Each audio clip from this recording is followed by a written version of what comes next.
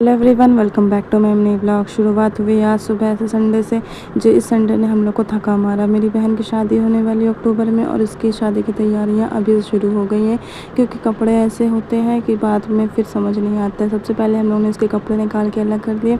कपड़े अलग करने के बाद हम लोग ने कुछ ऐसे सामान निकाले जो हम लोग ने कभी इससे पहले देखा ही नहीं, क्योंकि हम लोग लाते हैं डायरेक्ट अंडिया पे डाल करके बेहोश हो जाते हैं, क्योंकि हम लोग को आता पता तो रहता नहीं है। फिर बाद में अम्मी से पूछते हैं अम्मी कौन सा कपड़े पहने। अम्मी कहती तुम लोग के पास तो कभी कोई कपड़े ज़िंदगी में कभी रहेंगे नहीं।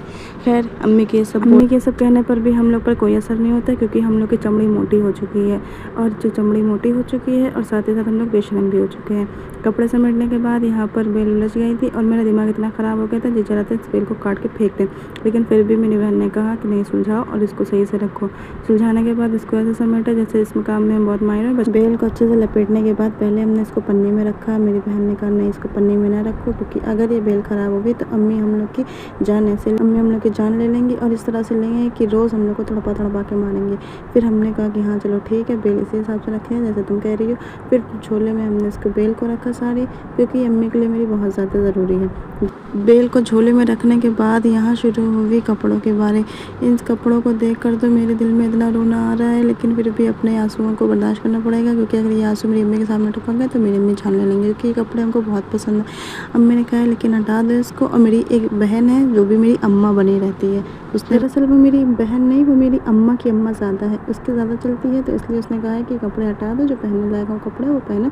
लेकिन फिर भी हमको अच्छा लग रहा है, लेकिन कहीं ना कहीं से जुगाड़ बना के इस कपड़ों का कुछ ना कुछ करेंगे। इसलिए अगर ये कपड़े रखे हुए हैं तो उसको कुछ ना कुछ करेंगे, और अगर फिक गए मेरी बहन ने हटा दिए तो फिर तो खैर उसकी कोई बात ही नहीं, फिर उसको अकेले में बताएंगे। खैर, यहाँ पर कपड़े समेटने बटोरने के बाद मेरी बहन की हरकतें काम के दौरान बहुत बुरी हो जाती हैं। वो इतनी बुरी हो जाती है कि बस उसको सिर्फ हंसी टिटोली करना आता है, और काम के वक्त ये ऐसे ही करती है, जैसे अभी आप देख सकते हैं।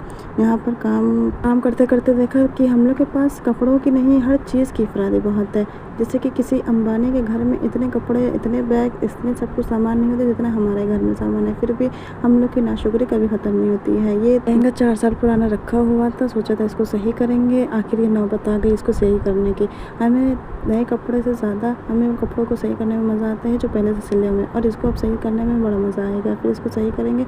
यहाँ पर ये सब समेटने बटोरने के बाद कपड़ों का राग फिर से शुरू हुआ, क्योंकि हम लोग ने, अभी हमने बताया आपको कि हम लोग के पास बेफरादी वाली हर चीज़ है, चाहे वो कपड़ा हो, चप्पल हो, कुछ भी हो, हर चीज़ हम लोग के पास अफरादी वाली।